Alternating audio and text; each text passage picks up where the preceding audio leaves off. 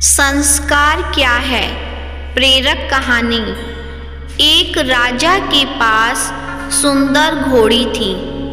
कई युद्ध में इस घोड़ी ने राजा के प्राण बचाए और घोड़ी राजा के लिए पूरी वफादार थी। कुछ दिनों के बाद इस घोड़ी ने एक बच्चे को जन्म दिया। बच्चा काना पैदा हुआ, पर शरीर हष्ट-पुष्ट व सुडौल था। बच्चा बड़ा हुआ। बच्चे ने माँ से पूछा, माँ, मैं बहुत बलवान हूँ, पर काना हूँ, यह कैसे हो गया? इस पर घोड़ी बोली, बेटा, जब मैं गर्भवती थी, तू पेट में था, तब राजा ने मेरे ऊपर सवारी करते समय मुझे एक कोड़ा मार दिया, जिसके कारण तू काना हो गया।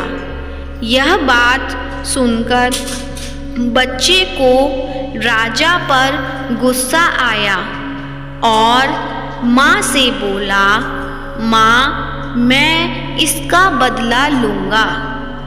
माँ ने कहा, राजा ने हमारा पालन पोषण किया है। तू जो स्वस्थ है, सुंदर है, उसी के पोषण से तो है। यदि राजा को एक बार गुस्सा आ गया तो इसका अर्थ यह नहीं है कि हम उसे क्षति पहुँचाएं। पर उस बच्चे के समझ में कुछ नहीं आया। उसने मन ही मन राजा से बदला लेने की सोच ली। एक दिन यह मौका घोड़े को मिल गया। राजा उसे युद्ध पर ले गया। युद्ध लड़ते लड़ते राजा एक जगह घायल हो गया। घोड़ा उसे तुरंत उठाकर वापस महल ले आया।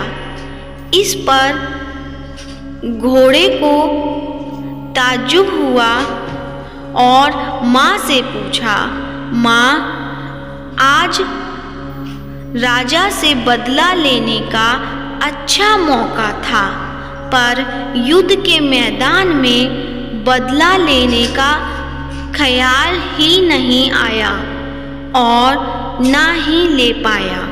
मन ने गवारा नहीं किया। इस पर घोड़ी हंसकर बोली, बेटा, तेरे खून में और तेरे संस्कार में धोखा है ही नहीं। तू जानकर तो धोखा दे ही नहीं सकता है।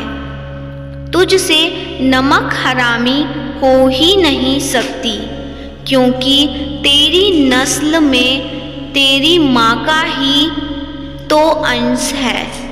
यह सत्य है कि जैसे हमारे संस्कार होते हैं, वैसा ही हमारे मन का व्यवहार होता है। हमारे पारिवारिक संस्कार अवचेतन मस्तिष्क में गहरे बैठ जाते हैं। माता पिता जिस संस्कार के होते हैं, उनके बच्चे भी उसी संस्कारों को लेकर पैदा होते हैं। हमारे कर्म ही संस्कार बनते हैं और संस्कार ही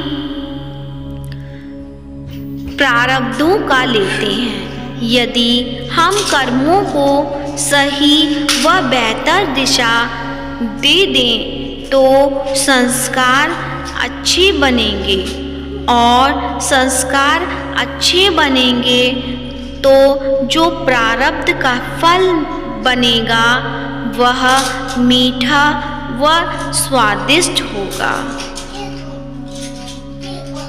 दोस्तों, कहानी अच्छी लगी है तो वीडियो को लाइक कीजिए, ज़्यादा से ज़्यादा शेयर कीजिए। यदि आप मेरे चैनल पे नए हैं तो चैनल को सब्सक्राइब करें। धन्यवाद।